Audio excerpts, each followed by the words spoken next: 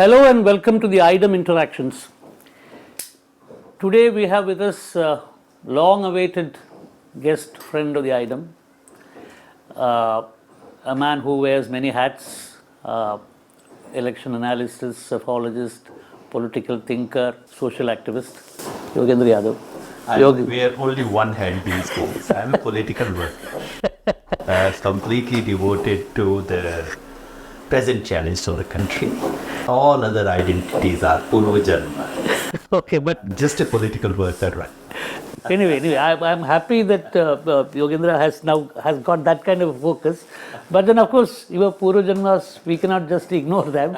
I think your current Janma also has reflections of your Purva Janma because, because of your long experience as an academic, as a political thinker, and of course, psephologist, you bring in certain value to your political activity. We were looking at the way you were interacting with the media. I mean, we have just concluded the very major assembly elections, and I'm told that you were quite surprised by parts of the results. I mean, especially the Madhya Pradesh part.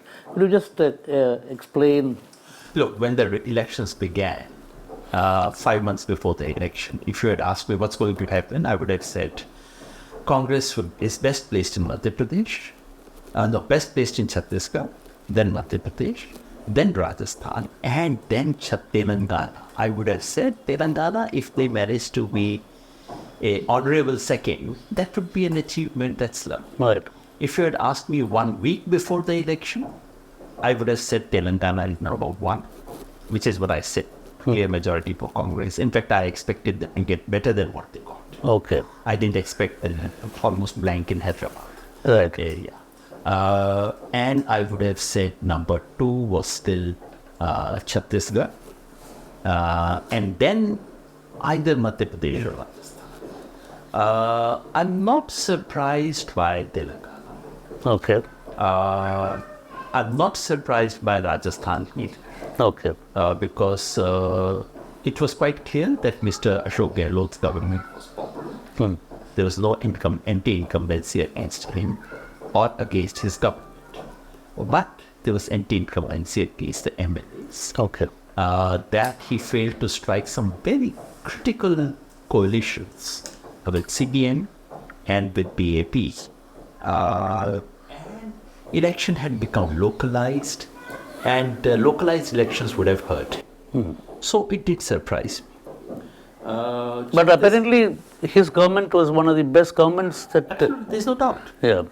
Even in opinion polls, if you look at it, Gehlot's government, and it's sort of that's the tragedy. In fact, it's for the third time that Mr. Gehlot has run a good government and has lost election. That's a record of some sort. Okay. His first government had famine relief work, which was outstanding. Okay. And then he loses election. I never thought a government which does good famine relief in India can lose an election. He lost it. Yeah. Second time he started first these health schemes, medicines to be made available, etc. And he loses election. That was of course a Modi wave, 2013 already. Yeah. And this time he actually started some very good initiatives. The Chiranjeevi Yojana should be a model for the rest of the country. Earlier we used to think models come only from South India, but in this case it is a model for the rest of the country. Okay. The pension scheme is actually very good, and the gig workers and the right to information, and so these are some very good measures they've taken. And in that sense, it's very sad that a government, you run a good government and lose elections. But, the idea that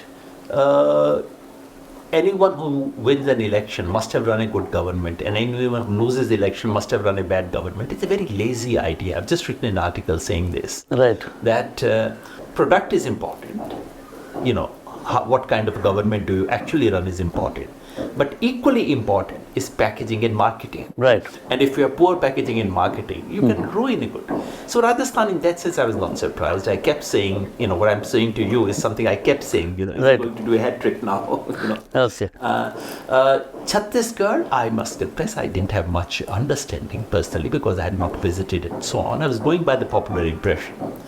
So yes, I was surprised. Madhya Pradesh genuinely puzzles me. I traveled there more than once. 5 months ago, everyone on the street was speaking of Badlao.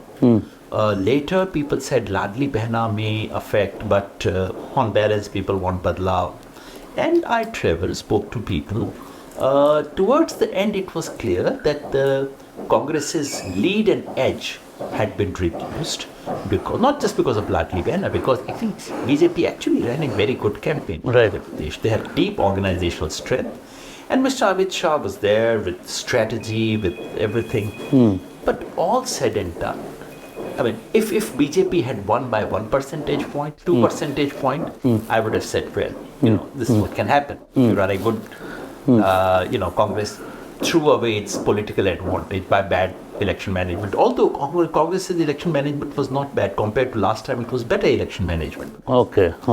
But Congress losing by 9% to the BJP is honestly very beyond me. I don't want to offer smart explanations where I don't have one. Right. The only hypothesis can be that in these intervening 4 years, 5 years, across this area, BJP has managed to raise its base vote level.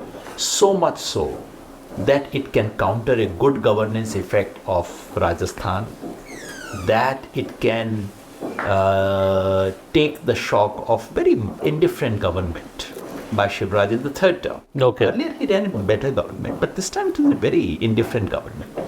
So unless that is the case, so the only explanation I have to offer is this, that BJP, because of some very smart social engineering and ideological effect, And the organizational mission. and the organizational machine, the organizational machinery has always been there. It's a constant. It's not a variable. Right. But it has become strong. Yeah. So BJP may have managed to raise its base vote. Unless that has happened, I don't see what really happening. Well, you're talking about the lack of some important coalitions in Rajasthan. I think that should also be true for Madhya Pradesh. I mean, Much less so. You see, in Madhya Pradesh, the only real possibility was Samajwadi Party. Samajwadi Party has very tiny presence in Madhya Pradesh. Unlike CPM in Rajasthan. In Rajasthan, CPM is dominant in some parts of Hanumangarh, Churu, Jhunjhunu, Sikar. So there's a belt. And we can see in the vote share that it actually hurt the Congress not to have them with. Samajwadi Party was much smaller. But smaller doesn't mean that you insult your partner. I think the problem there was not so much of losing out votes, but it was losing out on perception. Yeah. Losing out on some camaraderie. After all, you have to come back to Samajwadi Party for Uttar Pradesh. If you think you can say Akhilesh, Bakhilesh, that remark which was made, I thought it was very unfortunate and completely not in line with the spirit of coalition making. All these people should go and get some classes from the man who's not with us anymore, Jyoti Basu, how to run a coalition. Even when they were at the supreme power, they accommodated the tiniest of ally, probably on lower terms. Yeah. But they accommodated. Including one-man MLA party like the Samajwadi Party. That's right. Yeah. So that shows how to run coalitions. That is the spirit, and that spirit was not shown. So it was in poor taste, and it was against the coalition dharma. I don't think that was the real reason why the Congress lost the election. Because electoral arithmetic was not important. And the only arithmetic that could have made a difference to Congress in Madhya Pradesh was an impossible one, namely the BSP. Right. BSP has votes, especially in the northern belt. That was impossible. So, going beyond elections now, of course, we are all waiting for the India grouping to regroup. So, what do you think would be the trajectory, and do you think it will be an easy? All eyes on the 19th. And I really hope, because as I said, look, I'm not a political analyst. You are a journalist, I'm not. I'm partisan. I want to see a change in this country in 2024.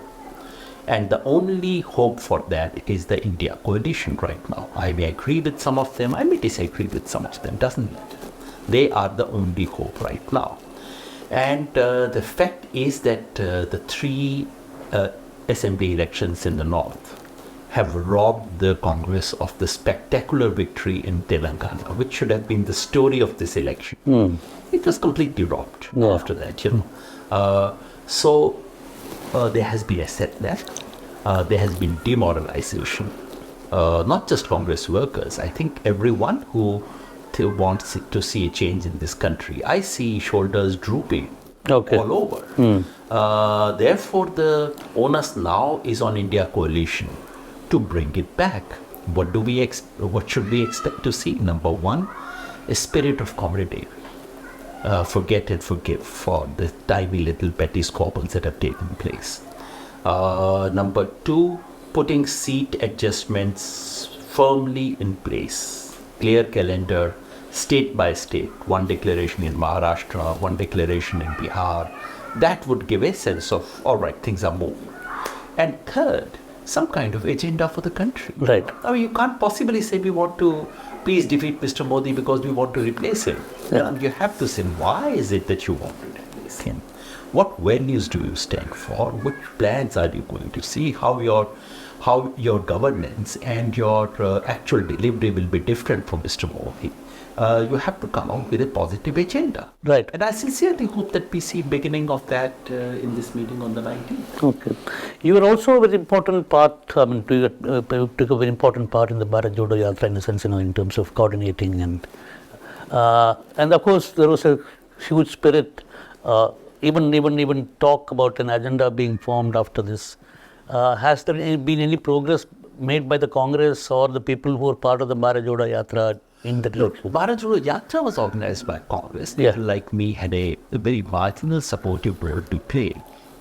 So what the Congress has done as a follow-up is a question best placed to put to Congress. Right. They have done many things, but they are the parts of it. We, that is to say, movement, organizational people outside political parties, or those who represented small political parties like myself, we formed Bharat Jodo Abhiyan. We converted that civil society section into a campaign.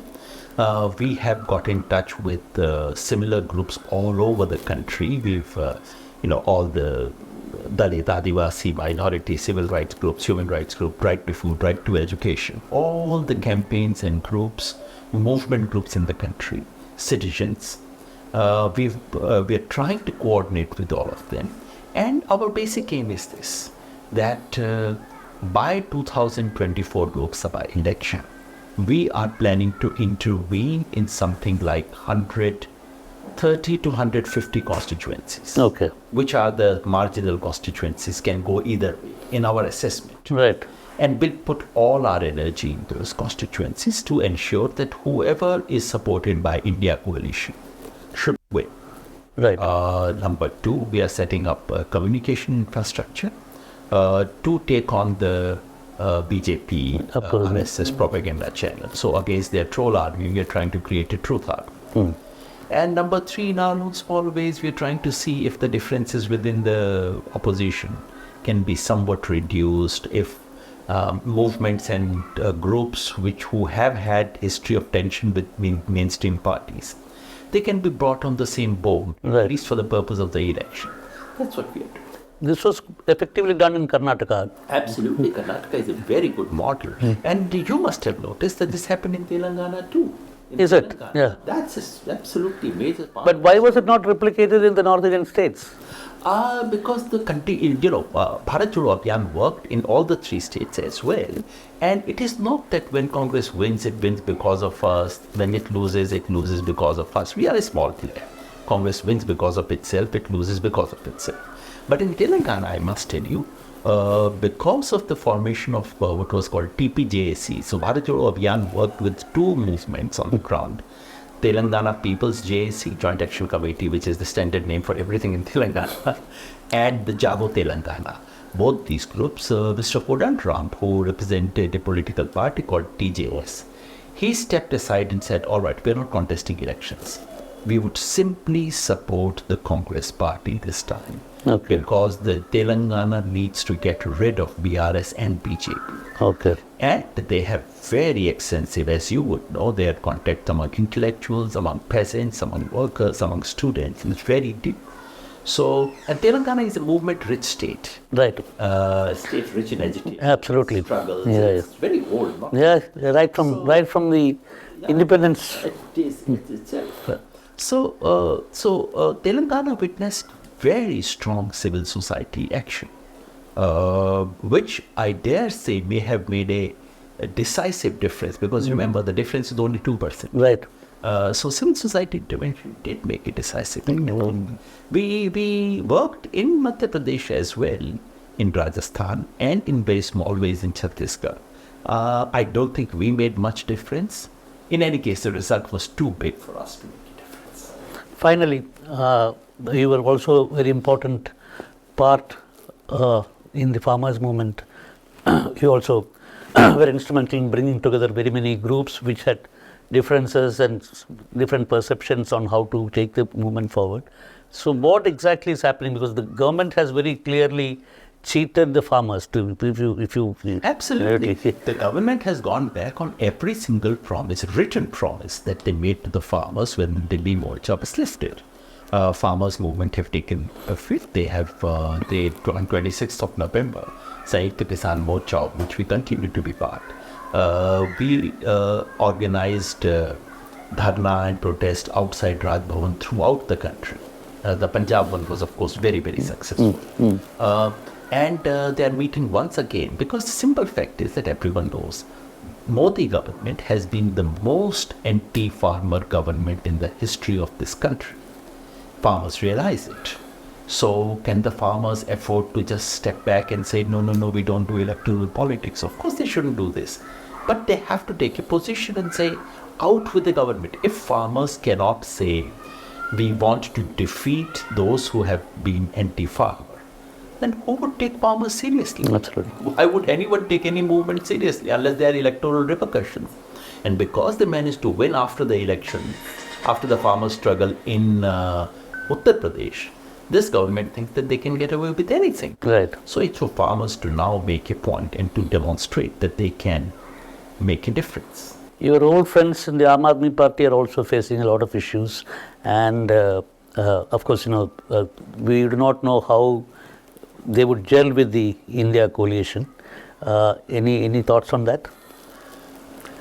What's happening to them is clearly a case of political vendetta. As you know, everyone knows, I don't quite agree with them. I think it would be premature to take a position on the liquor scam issue. Is that a real scam or not? We don't know. We should not rush to take a position. But the manner in which Manish Sisodia and then Sanjay Singh and then Raghav Chadha have been treated, this is pure political vendetta. And anyone who loves democracy must stand by them on this issue. It's a matter of principles, You don't think of your relationships and whatever may be my understanding about each of them. But when it's about democratic principles, everyone must stand. And those principles are being violated indeed. And I sincerely hope that they see that the only way for them to move forward is also to remain true to India coalition. Right. I sincerely hope that they see the writing on the wall. Do you think that all these small steps could take the parties to a giant leap? Is it possible? As I said, the election still remains open. And I'm not, people have misunderstood what I've said. I'm not making a forecast that BJP is going to be defeated. I'm simply saying BJP can be defeated. Remember, out of 543 seats, in 143 seats, BJP has virtually no presence. Yeah. So it's only out of 400 that they have to contest this election. And they need to win 270 out of 400. It's a tough ask. And if the opposition can get its act together, coalition in some states, and if Congress can get its act together in states where the real issue is not coalition, if Congress can at least get those votes which it secured in the assembly election. Yeah, but it cannot be. I saw your calculation on the basis of the assembly vote percentage, where you say that that if the voting reflects in the same manner in the 2024 elections, then the opposition parties will have more seats. But then your calculation was, that they will increase their seats, the opposition is increase their seats by 24 seats or something. Yeah, it's simple. The argument is very simple. Congress did badly in this election, BJP did very well. But even if Congress gets its bad performance, if Congress can repeat its bad performance of the assembly elections in the Lok Sabha election, Congress will get 11 seats from Rajasthan. Earlier it had zero. Madhya Pradesh, they'll get 5. They had only 1. Chhattisgarh, they'll get 3. They had only 2. So that much they have to do. Someone would say that's a very big if. Well, if you can't even retain your own votes, then are you serious?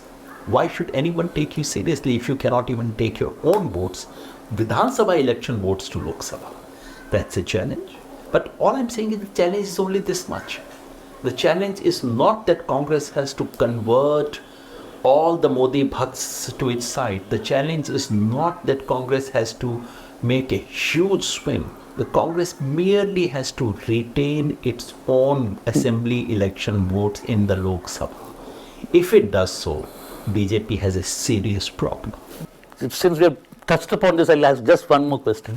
Did the Sanatana Dharma controversy affect the voting in any way in Northern India? I don't think we tend to read too much into these things. These things don't reach the people. But the simple fact is that the expression Sanatana and its critique in Tamil Nadu politics is one thing. And the same word has very different connotations in North India. If you, 100 years ago, Sanatana was one sect of Hindus. Today, most Hindus have forgotten that Sanatan and Arya Samajis are two different sects. Right. Ask any Arya Samaji, they would say, yes, we are Sanatani. They don't even understand the difference today. Okay. So, for a very large number of Hindus, any critique of Sanatana Dharma sounds to their ears like a critique of Hinduism.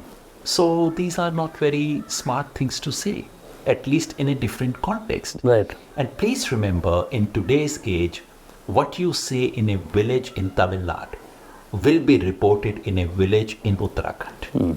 You have to be conscious of that. Right. So I don't think that alone made a difference, but I don't think it was politically very wise thing to do in current context for national audience. So there is a lesson for the opposition also in that. So I think, Yes, that and many other things. Above all, the lesson is that opposition has to appear to deserve the votes of the Indian. They must have an alternative dream. Modi's dream may be false dreams, but you have to sell a dream to the people. You cannot simply show your face and say, we are together, vote us. We all dislike Mr. Modi, vote for us. That cannot be. You have to say something there. If the opposition says that in a wise way, it is still not impossible. So it is still open. Yogendra Yadav brings in his experience and also now his current role as a political activist for democratic rights and opposition unity. And he still believes that there is a possibility that the opposition can give a good fight in the next elections to the BJP and Mr. Modi. We will watch this journey very closely, Yogendra. It's been a very long time since we wanted to meet you at the AIDEM, but the point is, finally it has happened. So we'll continue and all the best.